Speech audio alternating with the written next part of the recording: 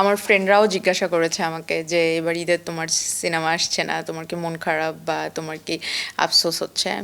আমার মনে হয়েছে যে না, একদমই না। কারণ প্রতিবার নিজের যখন সিনেমা রিলিজ হয় তখন ওইটা নিয়ে এত বেশি ব্যস্ততা থাকে, অন্যান্য ছবি টাইমলি দেখা হয়ে ওঠে না, এবং অন্যান্য ছবি হলে গিয়ে দেখার মজাটাই তো আলাদা। তো দেখা, দর্শকের কাছ থেকে অনুভূতি নেওয়া, নিজে দর্শক হয়ে এক একটা ছবি মানে এনজয় করা, ওইটা হয় না। তো এইবার আমার মনে হচ্ছে যে একদম দর্শক হিসেবে পারফেক্ট একটা ঈদ আমার জন্য। অনেক অনেক অনেক ভালো ভালো মুভি এবার ঈদে আসছে।